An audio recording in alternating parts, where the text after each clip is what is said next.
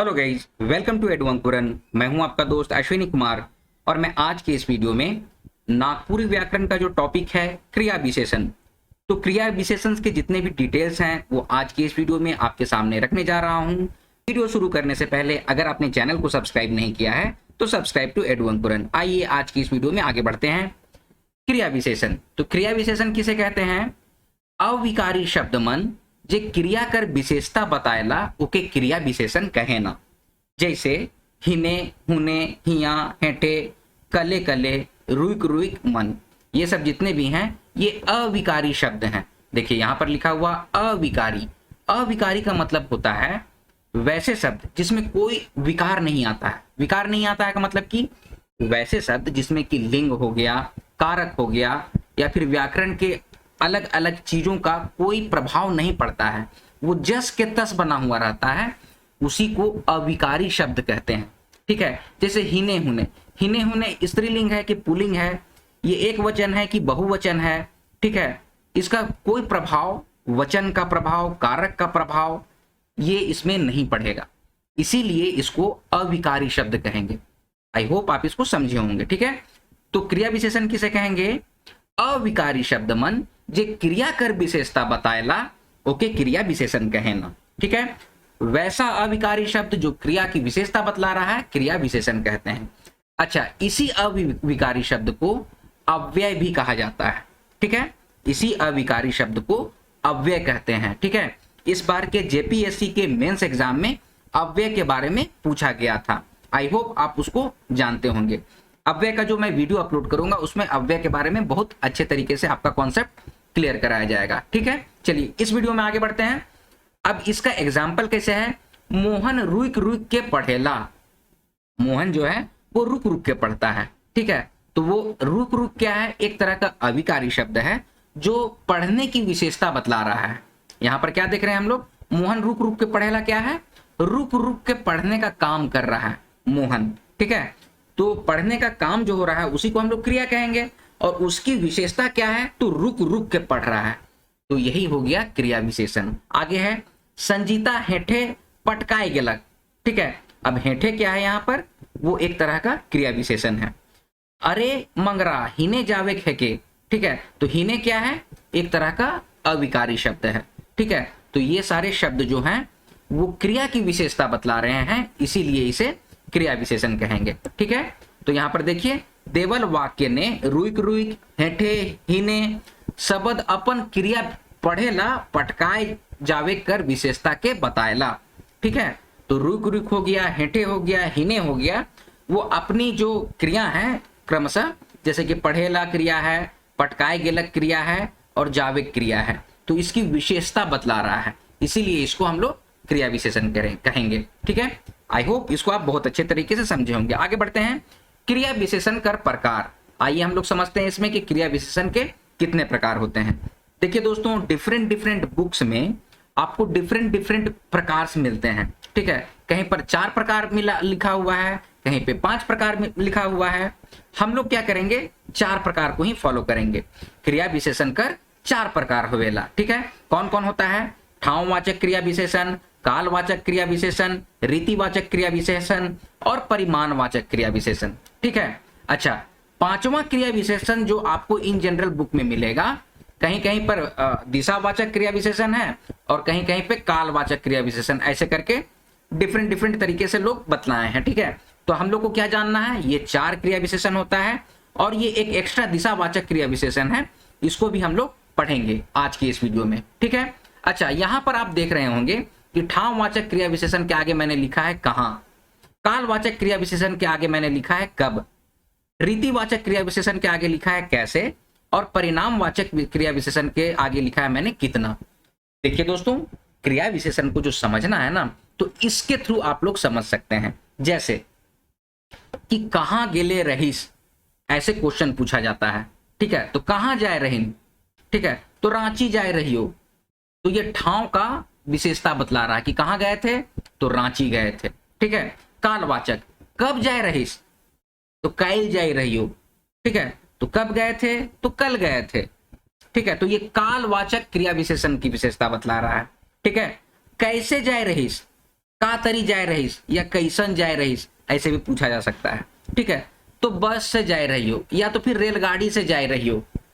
ठीक है, तो ये आपको ढंग बतला रहा है कि किस तरह से आप गए थे।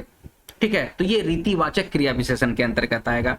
और फिर कितना समय ने जाए रहीस या फिर कितना खर्चा भेलो, ऐसे पूछते हैं लोग ना, तो वो आपका परिणामवाचक क्रिया विशेषण के अंतर्गत आएगा। तो आप लोग अगर ये कॉन्सेप्ट क्लियर रखिएगा, कहां, कब, कैसे, कितना, यही 4 वर्ड को अगर आप लोग याद रखिएगा, पकड़ के रखिएगा, तो आपको समझ में आ जाएगा कि भैया यही क्रिया विशेषण का प्रकार है। कहां तो वो ठाववाचक है, कब तो कालवाचक है, कैसे तो वो रीतिवाचक या इसी को हम लोग ढंग कहेंगे, और कितना तो कितना का मतलब कि परिणामवाचक क्रिया विशेषण है। तो यही 4 प्रकार का क्रिया विशेषण होता है। ठीक है, और ये चीज आप लोग अपने दिमाग में रखिएगा, एक तरह का ये ट्रिक है कि कहां, कब, कैसे, कितना, कहां, कब, कैसे, कितना, इसको दिमाग में रखिएगा तो आपको समझ में आ जाएगा कि क्रिया विशेषण का 4 ही प्रकार है। ठीक है, चलिए यहां पर देखिए एक नोट मैं डाल दिया हूं कि पंडित योगेंद्र नाथ तिवारी नागपुरी भाषा का संक्षिप्त परिचय नामक किताब में क्रिया विशेषण कर 4 भेद बताए हैं। ठीक है, तो किसने 4 भेद बताया है? पंडित योगेंद्र नाथ तिवारी ने बताया है। कौन सी बुक में बतलाया है? तो नागपुरी भाषा का संक्षिप्त परिचय नामक बुक में बतलाया है। ठीक है, तो ये क्रिया विशेषण के प्रकार हैं। आइए एक एक करके हम लोग देखते हैं, क्रिया विशेषण के प्रकार को समझते हैं, उसको एग्जाम्पल्स के साथ जानने की कोशिश करते हैं। ठीक है, चलिए आगे बढ़ते हैं। पहला है ठाववाचक क्रिया विशेषण। तो इसकी परिभाषा है, जोन शब्द जो कि अविकारी शब्द होगा से क्रिया कर घटित होवे ठाव कर पता लागेला ओके ठाववाचक क्रिया विशेषण कहे ना। तो वैसा अविकारी शब्द जिससे कि क्रिया का घटित होने के ठाव का पता चलता है या फिर स्थान का पता चलता है, तो उसी को हम लोग ठाववाचक क्रिया विशेषण कहते हैं। ठीक है, तो ये अविकारी शब्द कौन कौन आ सकते हैं जो कि ठाववाचक के अंतर्गत होंगे, वो कौन कौन से होंगे? तो हिया, हुआ, कने, हेठे, माझे, आगे, पाछे, इजगन, उजगन, ओरे, पारे, ये सब जो हैं वो ठाववाचक क्रिया विशेषण के अंतर्गत आते हैं। ठीक है, अच्छा अब इसको हम लोग एग्जाम्पल के साथ एक वाक्य बना के भी देखते हैं। मेघ माझे चांद मुस्काए, हिंदी में कैसे कहेंगे? मेघ के बीच में चांद मुस्कुराता है। ठीक है, तो बीच में, ठीक है, एक स्थान के बारे में बतलाया, किसके बीच में? तो मेघ के बीच में, मेघों के बीच में चांद मुस्कुरा रहा है। तो माझे क्या हो गया? एक तरह का ठाववाचक क्रिया विशेषण हो गया। ठीक है, जो चांद के मुस्कुराने की विशेषता बतला रहा है, और चांद कहां पर मुस्कुरा रहा है? तो मेघ के बीच में मुस्कुरा रहा है। अगला है तो कने जाए खोजिसला, मतलब तुम कहां जाना चाहते हो। ठीक है, तो जाने का जो जाना एक तरह का क्रिया हुआ आपका। ठीक है, तो क्रिया की जो विशेषता है कि केने जावे चाहिए जाए खोजिसला। ठीक है, तो ये एक तरह का आपका क्रिया विशेषण हो गया। ठीक है, तो ये है ठाववाचक क्रिया विशेषण। आगे है कालवाचक क्रिया विशेषण।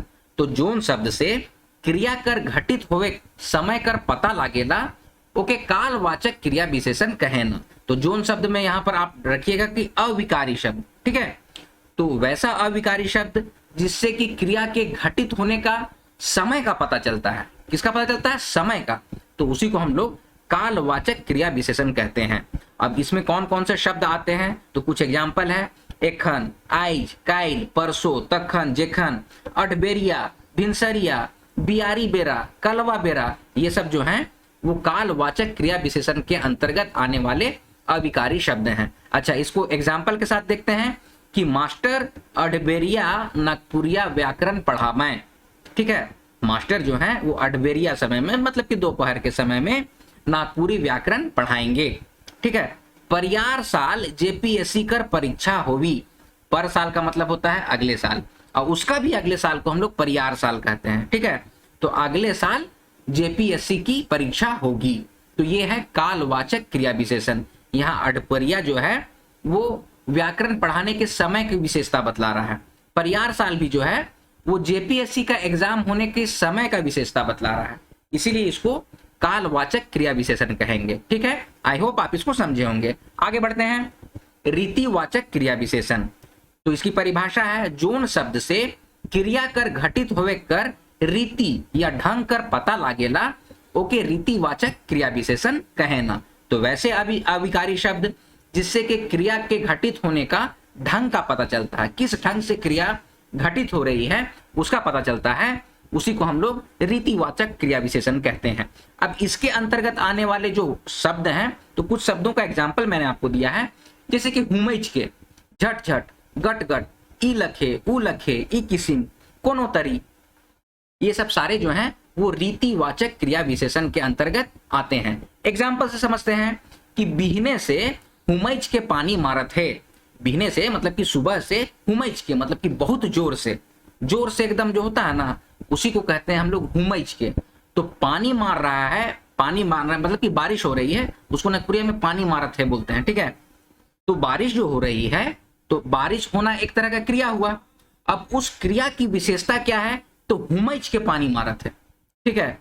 तो उसको हम लोग कहते हैं रीतिवाचक क्रिया विशेषण। यहाँ पर हुमैच जो है वो रीतिवाचक क्रिया विशेषण को रिप्रेजेंट कर रहा है। आगे है काम के झट झट उसरावानी, ठीक है। इसका मतलब क्या हुआ, काम को जल्दी जल्दी खत्म कीजिए, समाप्त कीजिए, ठीक है। उसरावा का मतलब खत्म कीजिए काम को। तो झट झट जो है काम को खत्म करने का जो तरीका है, जो ढंग है, उसको रिप्रेजेंट कर रहा है। तो इसीलिए इसको हम लोग कहेंगे रीतिवाचक क्रिया विशेषण, ठीक है। झट झट से एक चीज याद आ गया, नागपुरिया में हम लोग को नानी सुनाती थी कि नानी गेलो पानी लाने, भात बेलो गीला, आवा छुआ पुता मने, झट झट लीला, ठीक है। कि नानी जो है वो पानी लाने गई है और भात यानी कि चावल बना रही है, तो वो गीला हो गया। तो गीला हो जाता है तो वो खाने में जल्दी जल्दी खा सकते हैं लोग, तो उसी को जल्दी जल्दी खाना, उसको कैसे कह रहे हैं, झट झट। तो झट झट एक तरह का रीतिवाचक क्रिया विशेषण है जो खाने के ढंग को प्रेजेंट कर रहा है, ठीक है। आई होप आप लोग समझे होंगे अच्छे तरीके से। आगे बढ़ते हैं, परिमाणवाचक क्रिया विशेषण। जोन शब्द से क्रिया कर नाप तौल होवे कर पता लागेला, ओके परिमाणवाचक क्रिया विशेषण कहेना। तो वैसे अविकारी शब्द जिससे कि नाप तौल, माप जो होता है ना, परिमाण जो होता है, उसका पता चलता है, तो उसी को हम लोग परिमाणवाचक क्रिया विशेषण कहते हैं। अब परिमाणवाचक क्रिया विशेषण के अंतर्गत जो अविकारी शब्द हैं, उसको कुछ एग्जाम्पल्स मैंने यहाँ पर दिया है, जैसे कि ढेर, इतना, उतना, एतई, ओतई, एक ठिपा, कटिकुन, तनिकुन, एक कुधा, मुरुख, गेदलामन, ये सब जो हैं वो परिमाण बतलाते हैं, ठीक है। किसी चीज को नाप बतलाते हैं, नाप जोख ये सब बतलाते हैं, तो उसी को परिमाणवाचक क्रिया विशेषण कहते हैं। अब देखिए इसको एग्जाम्पल के साथ समझते हैं। स्कूल बटे एक कुधा अम्बा रहे, तो स्कूल बटे क्या था, अम्बा था। अब आप लोग पूछिएगा सर इसमें क्रिया कहाँ है, ठीक है, ये तो स्कूल है, ये संज्ञा का है, अम्बा है, ये भी संज्ञा है, तो क्रिया कहाँ है। तो देखिए दोस्तों, कुधा का मतलब होता है जमा करना, ठीक है। कुधा का मतलब क्या हुआ, जमा करना। तो अम्बा किस तरह से जमा है, तो एक कुधा का अम्बा है, ठीक है। तो ढेर लग जाता है ना, ढेर लगा देते हैं, जमा कर देते हैं, तो उसी को कुधा कहल जाता है, ठीक है। तो एक कुधा एक तरह का परिमाणवाचक क्रिया विशेषण है, ठीक है। यहाँ पर एक कुधा के जगह मान लीजिए लिखते हैं हम एक पोरसा पानी रहे, तो एक पोरसा कौन सी हो जाएगा, एक पोरसा एक तरह का परिमाणवाचक क्रिया विशेषण हो जाएगा, ठीक है। आई होप आप इसको समझ रहे होंगे। आगे है एक एग्जाम्पल और है, निरंग पानी ने एक ठिपा नील के मेसावेक से चरका धोती सुंदर दिसेला, ठीक है। तो इसमें एक ठिपा जो है, एक ठिपा का मतलब होगा थोड़ा सा, नील अगर मेसावेक से मतलब कि मिला दिया जाता है निरंग पानी में, तो चरका धोती जो सफेद धोती है ना, वो सुंदर दिखने लगता है, ठीक है। नील पहले होता था ना कि हम लोग क्या करते, कपड़ा धोते थे और बाल्टी में हम लोग नील लेते थे और सफेद कपड़ा को उसमें डालते थे, तो वो सुंदर दिखने लगता था। नील का ऐड भी आता था ना, 4 बूंदों वाला आया नया उजाला, ऐसे करके ऐड भी आता था पहले, ठीक है। तो एक ठिपा क्या है, परिमाणवाचक क्रिया विशेषण का विशेषता बतला रहा है। मेसावेक मिलाना जो है वो एक तरह की क्रिया है, उसका विशेषता बतला रहा है। आई होप इसको आप बहुत अच्छे तरीके से समझ गए होंगे। आगे बढ़ते हैं, दिशावाचक क्रिया विशेषण। कहीं कहीं पर दिशावाचक क्रिया विशेषण से भी आपको क्वेश्चंस देखे गए हैं, इसलिए मैंने इसको आपके सामने रख दिया है। तो जोन शब्द से क्रिया कर दिशा कर पता लागेला, ओके दिशावाचक क्रिया विशेषण कहेना। जैसे ई बटे, ऊ बटे, हिने हुने, जने तने, लेंगा बटे, भतखैया बटे, ठीक है। तो इसको हम लोग दिशावाचक क्रिया विशेषण कहेंगे, ठीक है। अब इसको एग्जाम्पल के साथ देखते हैं। जने तने भूले भटके जरूरत नखे, एडू अंकुरन चैनल से नागपुरी पढ़ू। तो यहां पर क्या बोल रहा है, जने तने एक तरह का क्रिया विशेषण है, वो विशेषता बतला रहा है कि किस कहीं भी भूलने भटकने की आपको जरूरत नहीं है। ठीक है, एडू अंकुरन चैनल में आइए और नागपुरी यहीं से पढ़ के सीखिए।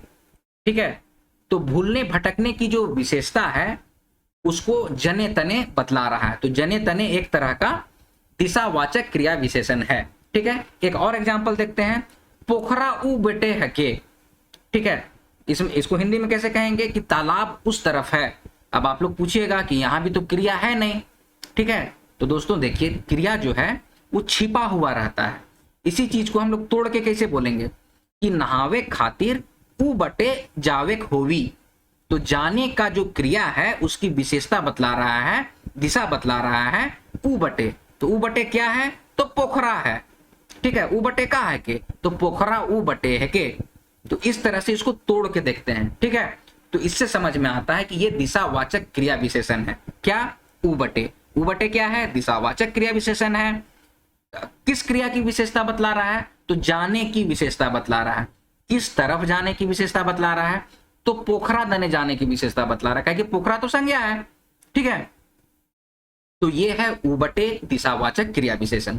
तो दोस्तों ये है क्रिया विशेषण से संबंधित महत्वपूर्ण डिटेल्स, क्रिया विशेषण की परिभाषा, क्रिया विशेषण के प्रकार और उससे संबंधित जो जो एग्जाम्पल्स बन सकते हैं उसको मैंने आज के इस वीडियो में आपके सामने रखने की कोशिश की है। इससे संबंधित जितने भी महत्वपूर्ण प्रश्न बन सकेंगे उसे एमसीक्यू के फॉर्म में मैं अगले वीडियो में लेकर आऊंगा। ठीक है, आई होप आज का वीडियो आप लोग बहुत अच्छे तरीके से समझे होंगे। वीडियो अगर पसंद आया तो वीडियो को लाइक कीजिए, शेयर कीजिए, अपने सजेशंस कमेंट बॉक्स में कमेंट कीजिए और इसी तरह के वीडियोस पाने के लिए एडू अंकुरन चैनल को सब्सक्राइब कीजिए। मिलते हैं अगले वीडियो में, तब तक आप लोग अपना ख्याल रखिए। जय हिंद।